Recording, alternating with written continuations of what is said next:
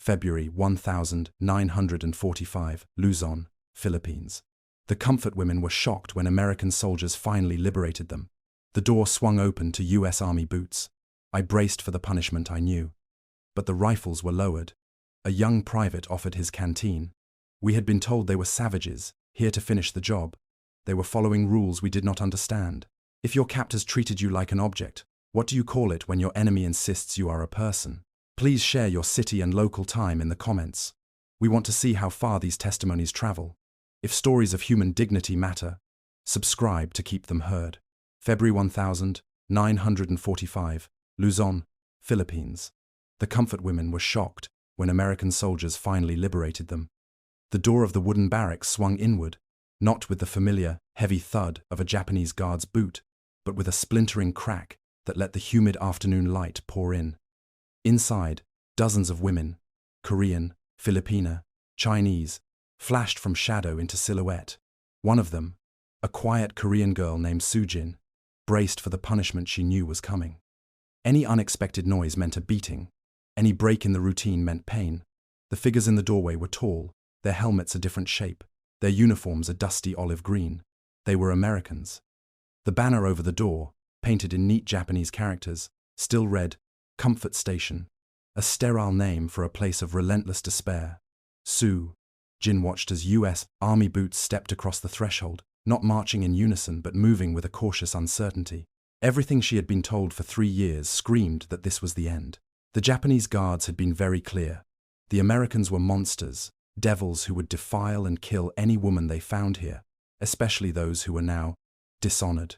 This moment, she thought, was not liberation. It was just a change of ownership. She held her breath, waiting for the shouting, the grabbing, the violence she had been conditioned to expect, but it never came. Instead, one of the soldiers, a private with a face too young for his uniform, lowered the rifle he was holding. He didn't leer. He didn't shout. He fumbled with his canteen, unscrewed the cap, and held it out toward the woman closest to him. She recoiled, and he simply placed it on the floor, then took a step back. Another soldier, this one older with sergeant's stripes on his sleeve, laid a small, crinkled chocolate bar next to the canteen. A third waved toward the blinding sunlight, calling for medics. The soldiers waited. They just stood there, their weapons held loosely, their eyes scanning the room not with hunger, but with a kind of stunned sorrow. In the suffocating quiet, Sujin met the eyes of another woman, a girl from Manila she knew only as Liwei. A question passed between them without a word. Everything we were told cannot be true. This moment was the endpoint of a long, cold road that began years earlier, on paper. In March 1942, the Japanese Imperial Army issued Regulation No. 219, a formal policy ordering the establishment of these comfort stations across their occupied territories. The stated purpose was to maintain troop morale and prevent misconduct by soldiers. But the regulation was a bureaucratic mask for an industrial-scale system of human trafficking. By 1945, tens of thousands of women, many of them just teenagers, had been tricked, coerced, or stolen from their homes in Korea, China, the Philippines, and even Dutch colonies. Their identities were erased, replaced with a number and a schedule. They became instruments of war, their humanity an inconvenience to be managed. One Filipina survivor later recalled being taken from her village in 1943 at the age of 16. For 2 years, she secretly stitched tiny scraps of diary entries into the hem of her underclothes, the only act of defiance she had left. The guards always told us, she remembered, the Americans will burn you alive if they find you. We believed them. Now, in the first months of 1945, the war in the Pacific was closing in on itself. The U.S. 6th Army under General Kruger, alongside elements of the 1st Cavalry Division, was pushing deep into Luzon, the largest island in the Philippines. They were not fighting alone. Filipino guerrilla fighters, who knew every hidden trail and village, moved with the American units, acting as guides and scouts. Lieutenant Maria Santos, a local liaison whose brother had been killed in a Japanese raid, made it her mission to identify the comfort houses to the advancing Americans, ensuring the women inside would not be forgotten in the chaos of battle. It was her intelligence that led this squad to this particular barracks. The medic who the sergeant had called for finally arrived. He was Sergeant James Miller, of the 37th Infantry Division, a farmer's son from Ohio, who was known for carrying extra bars of soap in his kit. He knelt without hesitation beside a woman who was too weak to stand, his movements practiced and calm. He assessed her for dehydration and wounds, treating her not as a spoil of war, but as a patient. He took out a bar of soap, unwrapped it, and handed it to another woman. She looked at it, then at him, and asked in a whisper if it was poison. Sergeant Miller's expression did not change. He simply showed her how to use it with water from his own canteen. Rations were brought in, heavy cans of peaches, boxes of powdered milk, things the women had not seen or tasted in years. Some of them began to cry, not from the unexpected sweetness of the fruit, but from the sudden, shocking absence of fear. For the first time in years, a hand reached out to them and offered something instead of taking it away. A young corporal from the 1st Cavalry, Bill Harris, tried to ask a woman her name in broken Tagalog. His terrible accent was so clumsy that Sujin saw Liwei let out a small, choked laugh, a sound so foreign in that place that it seemed to hang in the air like a ghost. For a moment, the spell of the Japanese propaganda was broken, shattered by a canteen of clean water, a poorly pronounced word, and the simple, undeniable fact that they were still alive, and no one had touched them. The laughter that Corporal Harris had accidentally sparked was a fragile thing, but it cracked the silence. In the hours that followed, the barracks slowly transformed from a cage of fear into a makeshift clinic filled with cautious hope. Sergeant James Miller worked methodically, his calm presence a steady anchor in the room. He moved from one woman to another, cleaning infected wounds with practiced hands and wrapping them in clean bandages from his kit. He used ration tins as makeshift cups to give the weakest women sips of water mixed with powdered milk.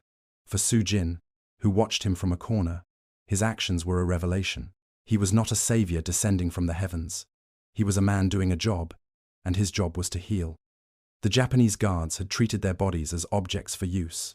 This American treated them as bodies that needed mending. It was a distinction so fundamental, it felt like learning a new language. Other soldiers followed his lead. They handed out cigarettes, and soon small plumes of smoke rose in the still air. Corporal Bill Harris, emboldened by his earlier success, tried to learn the names of the women, pointing to himself and saying, "Bill," then gesturing to them. A few women, including Liwei, whispered their names back, their voices rusty from disuse. The acts of mercy were small, but they were real, and they were constant. A can of peaches, opened with a bayonet, was passed around. Sujin took a slice, and the burst of sweetness was so intense, so disconnected from the bitterness of the last 3 years, that it brought tears to her eyes. It was more than food. It was a message from a world she thought she had lost forever. The soldier's kindness was direct and uncomplicated, a stark contradiction to the complex and cruel system that had imprisoned them. Yet this very simplicity masked a much larger problem, one that existed on paper in offices far from the humid heat of Luzon. These women occupied a legal and moral grey zone, a crack in the foundation of international law. The Geneva Conventions, updated in 1929, had established clear rules for the treatment of prisoners of war. Soldiers who surrendered were to be fed, sheltered, and given medical care. But the comfort women were not soldiers. They were civilians, kidnapped and enslaved by a military system, but they did not fit into any neat category that the architects of wartime policy had foreseen. As far as official U.S.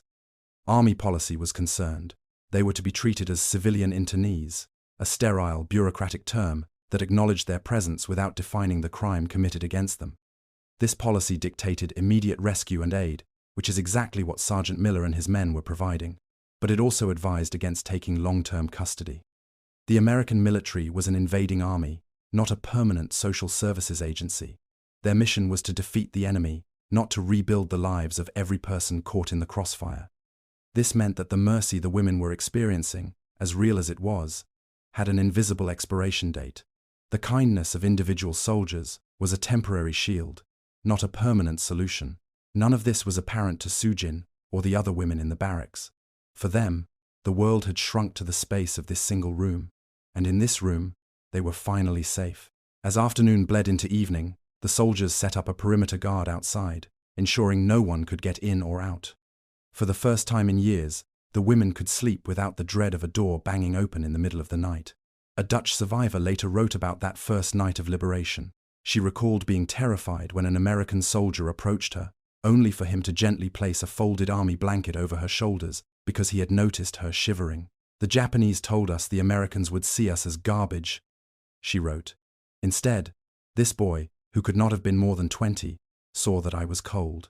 Trust began to grow, not in a rush, but in small, quiet increments. A woman who had been silent for 2 days finally spoke. Another helped a soldier distribute water. They were learning, moment by moment, that the propaganda they had been fed was a lie designed to keep them compliant. The Americans were not monsters. They were just men, and for now, those men were choosing to be kind. As a fragile trust bloomed in the shelter of the barracks, the women dared to hope that their rescue was the beginning of a return to the world. They could not know that the world they were returning to had no place for their story, and no name for what they had endured. The first smile, once it appeared, gave way to others. The brief period following the liberation in Luzon became a strange and surreal waiting game. The women remained in the barracks, but now it was a sanctuary, not a prison. The American soldiers of the 37th Infantry and 1st Cavalry Divisions came and went, bringing food, medicine, and scraps of news from the outside world. For Sujin, this time was a bridge between the hell she had known and a future she couldn't yet imagine. The simple routines of kindness continued. Sergeant Miller taught a few of the women basic first aid, how to clean a wound and tie a bandage. Corporal Harris, with his boundless energy, organized small tasks, giving the women a sense of purpose beyond just surviving. He made a game out of sorting medical supplies, and his cheerful, clumsy attempts to speak their languages became a source of daily amusement. This period of quiet healing was the mercy they had been given, a brief pause in a lifetime of trauma. But the war was still raging, and the Allied forces had a continent to manage. The question of what to do with these women soon became a logistical problem that needed a swift solution. By late 1945, with Japan's surrender, the vast and complicated process of repatriation began. Allied forces set up a system to send the millions of displaced people back to their homes. For the women liberated from the comfort stations, this meant a journey home: Koreans to the port city of Busan, Chinese to Shanghai, Dutch to Batavia, and Filipinas to Manila. The day the trucks arrived to take them away was filled with a mixture of excitement and a deep, gnawing anxiety. Sujin watched as Sergeant Miller and Corporal Harris helped load supplies for their journey. They were the faces of her rescue, the first proof that the world still contained goodness. She wanted to thank them, but the words wouldn't come. What could she say that would possibly be enough? As she climbed into the back of a rumbling army truck, she looked back one last time at the barracks, the place that had been both her prison and her first taste of freedom. She believed she was finally going home to be safe, but safety was not waiting for her. The emotional collapse came not in a sudden, violent break, but in a slow, soul-crushing erosion. When the ship carrying Sujin and other Korean women docked in Busan, there were no joyful reunions, no tearful embraces from families who had waited for their return. Instead, they were met with averted eyes and whispered condemnations. The shame that the Japanese had meticulously drilled into them was now mirrored back at them by their own people. She was not a survivor of a war crime. She was tainted, a source of disgrace to her family. The same story played out across Asia and Europe. A Dutch woman who returned to Batavia wrote in a letter, "I was liberated by the Americans, only to be condemned at home." Society, in a collective effort to forget the ugliest parts of the war, simply erased the words "comfort woman" from its vocabulary. Silence became their new prison, one built by their own communities. This societal rejection was reinforced by a profound institutional failure. The U.S. Army, while its soldiers had offered personal mercy, officially documented the hundreds of women they liberated in the Philippines, Burma, and China as civilian internees, or in some cases, as prostitutes. These labels, clinical and detached, stripped them of their status as victims of a systematic war crime. This misclassification had devastating consequences. During the Tokyo War Crimes trials, which began in 1946, the existence of the military brothels was mentioned in passing, but the testimonies of the women themselves were deemed irrelevant or inadmissible. The architects of Regulation No. 219 were never held to account for this specific crime. The suffering of an estimated 50,000 to 200,000 women was reduced to a footnote in the grand narrative of the war. The stark contrast between their personal experience of liberation and the world's official indifference was a deep and painful wound. The first smile, the taste of peaches, the kindness of a young medic, those moments had been real. One survivor later whispered in an interview decades later, "Mercy was real that day." But mercy was not written down. The actions of men like Sergeant Miller were acts of individual conscience, not matters of enforceable policy. The soldiers had followed their own moral compass, but the world's legal and political compasses were pointing in a different direction. For women like Sujin, this created a devastating internal conflict. If the Americans had saved them, why did the world refuse to listen to their stories? Was the mercy they had received just a fleeting accident, a brief and beautiful moment that ultimately meant nothing? Was it even safe to trust that memory of kindness if justice never followed? Silence. For decades, that question lingered in the shadows, unanswered. The world moved on, rebuilding cities, redrawing maps, and writing histories that celebrated generals and grand strategies. In these official accounts, there was no room for the quiet, complicated story of the comfort women. The shame imposed upon them at home and the indifference they faced on the world stage forced them into a deep and profound silence. Sujin, like countless others, buried her past. She married, raised a family, and grew old, carrying the weight of her memories alone. The diary scraps stitched into a Filipina's underclothes remained hidden. The Dutch woman's letters were filed away. The story of the barracks in Luzon, and of hundreds of other comfort stations, was swallowed by the silence. It was safer that way. Propaganda had taught them that speaking out was dangerous, and their homecoming had proven it to be true. Silence became a form of survival, a way to build a new life on the fractured foundations of the old. But memory is a stubborn thing. It cannot be erased, only suppressed. For 40, sometimes 50 years, the survivors lived with this internal contradiction. They remembered the brutality of their captors, but they also remembered the liberation. In fact, for many, the memories of their rescue were sharper, more vivid than any courtroom testimony could ever be. Decades later, survivors who finally broke their silence in the 1,990 seconds would recall not the grand sweep of the war, but the small, human details of that first day of freedom. They remembered the distinct smell of American-made soap, a scent of clean simplicity that cut through years of filth. They remembered the strange, almost magical taste of powdered milk, and the cool, syrupy sweetness of a canned peach. Most of all, they remembered the feeling of their first night of uninterrupted sleep, a sleep free from the terror of a guard's footsteps. These small moments of mercy, offered by ordinary soldiers, had become the anchors of their survival, proof that their humanity had not been completely extinguished. It was this stubborn, persistent memory of kindness that eventually gave them the courage to speak. In forcing themselves to tell their stories, they began to unravel the lies that had held them captive for so long. The first lie was the Japanese propaganda, that the Americans were monsters. The reality they had lived was that American soldiers, men like Sergeant James Miller and Corporal Bill Harris, had offered them food, medicine, and, most importantly, a measure of respect. They had treated them like human beings at a time when they had forgotten what that felt like. The second lie was the one their own societies had told them, that their silence was necessary for their protection and their family's honor.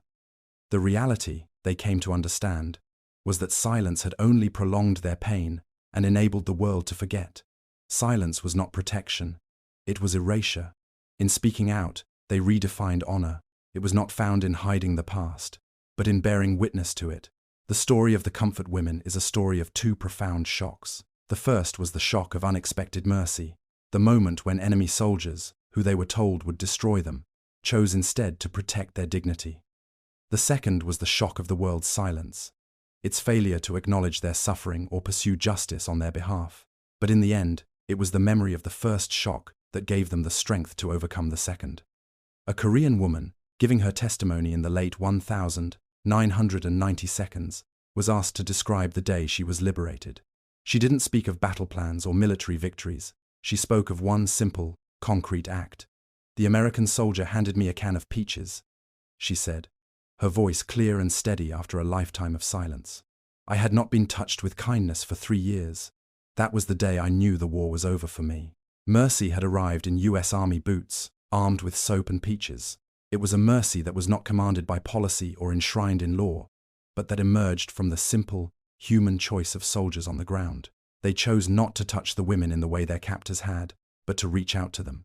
The world must remember not just who enslaved them, but who, in a moment of profound moral clarity, chose to see their humanity. The legacy of these women is not just one of suffering, but of a fierce and resilient dignity, a dignity that was guarded, for a few crucial days, by the very men they had been taught to fear.